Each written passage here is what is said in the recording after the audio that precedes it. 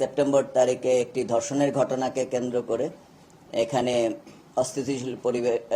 পরিবেশ সৃষ্টি হয়েছিল। তো আমরা সাথে সাথেই 24শে সেপ্টেম্বর ওই কথিত ধর্ষককে গ্রেফতার করে আমরা পুলিশের কাছে সোপর্দ করি এবং তাকে সাথে সাথে রিমান্ডে নেওয়া হয়। তো সম্পূর্ণ পরিস্থিতিতে এখানকার ছাত্র যুগ্ম জনতা তারা তাদের ব্যানারে এবং এটা সম্পূর্ণভাবে ইউপিডিএফ এবং তার অঙ্গ সংগঠন সমূহ এই পুরো ঘটনাকে কেন্দ্র করে তারা প্রথমে শান্তি প্রিয় খাগড়াছড়িবাসীকে নিয়ে প্রতিবাদ করার চেষ্টা করে এবং এটা পরবর্তীতে আস্তে আস্তে 25শে সেপ্টেম্বরে আধাবেলা হরতাল এবং 26শে সেপ্টেম্বর এই পুরা অবরোধ কর্মসূচির দিকে চলে যায় এবং এটা যাওয়ার সাথে সাথে আমাদের এই 26শে সেপ্টেম্বর তারিখে শান্তিপূর্ণভাবে সবকিছু হচ্ছিল, যেখানে বাংলাদেশ সেনাবাহিনী তাদের সাথে কোনো কিছুতে জড়ায়নি এবং হঠাৎ করে ওইখান থেকেই তাদের একটি দল আমাদের একটি পিকআপকে আক্রমণ করে, যেখানে আমাদের তিনজন সেনা সদস্য আহত হয়। সেখানে বাংলাদেশ সেনাবাহিনী অত্যন্ত মানবিকতার পরিচয় দিয়ে এবং ধৈর্যের সাথে সেই পরিস্থিতির মোকাবেলা করে তাদের সাথে কোনো প্রকার বাক বিতণ্ডায় না গিয়ে এবং কোনো প্রকার বল প্রয়োগ ছাড়াই চলে আসে এবং তাদের সাথে পরবর্তীতে জানানো হয়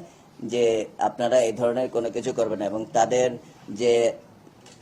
লিডার হিসাবে ইপিডিএফ কর্তৃক সমর্থিত যে তাদের নেতা ইউখানু মার্মা তার সাথে আমরা যোগাযোগ করার চেষ্টা করি এর আগের দিনই, কিন্তু সেটা তারা পরবর্তীতে পুরো খাগড়াছড়িতে সমাবেশ ডেকে পুরো জিনিসটাকে অন্যদিকে প্রবাহিত করে এবং তার পেছনে ইউপিডিএফ এবং অঙ্গ সংগঠন সমূহ সম্পূর্ণভাবে তাকে সাপোর্ট দিয়ে যাচ্ছিল। পরবর্তীতে 27 তারিখে তারা অবরোধ ডাকে এবং সারা খাগড়াছড়িতে অ্যাম্বুলেন্স ভাঙচুর, পরবর্তীতে সাধারণ জনগণের উপর চড়াও হওয়া, এই সব কিছু করে তারা এই পরিস্থিতি থেকে অন্যদিকে মোড় নিয়ে নেয় এবং ছোট্ট একটি ঘটনাকে কেন্দ্র করে পরবর্তীতে স্বনির্ভর এলাকায় তারা এমন পরিস্থিতি সৃষ্টি করে যেখানে সেনাবাহিনী যেতে বাধ্য হয় এবং সেনাবাহিনী মাঝখানে যদি ওই দিন না যেত, সদর জোন কমান্ডার যদি ওই দিন ওদের মাঝখানে গিয়ে না দাঁড়াতো, তাহলে পরিস্থিতি অন্যরকম হতে পারত এবং ওই সময়টাই আমাদেরকে মনে করিয়ে দেয় 19শে সেপ্টেম্বর 2024 সালকে, যেখানে ওই একই এলাকায় তারা তাদের ওই এজেন্ডা বাস্তবায়নের জন্য সেখানেও চেষ্টা করেছিল অস্থিতিশীল পরিবেশ সৃষ্টি করার জন্য এবং সাম্প্রদায়িক দাঙ্গা তৈরি করার জন্য এবং সেখানে 3 থেকে 4 জন মৃত্যুবরণ করেছিল তাদেরই দল এবং তাদের ওই বহিরাগত সন্ত্রাসীরাই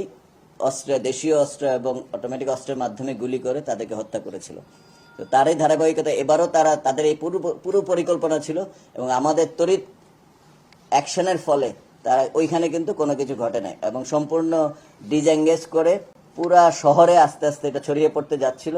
মহাজনপাড়া, তারপর ইয়াংডং বৌদ্ধ বিহারে সন্ধ্যার সময় আপনারা দেখেছেন যে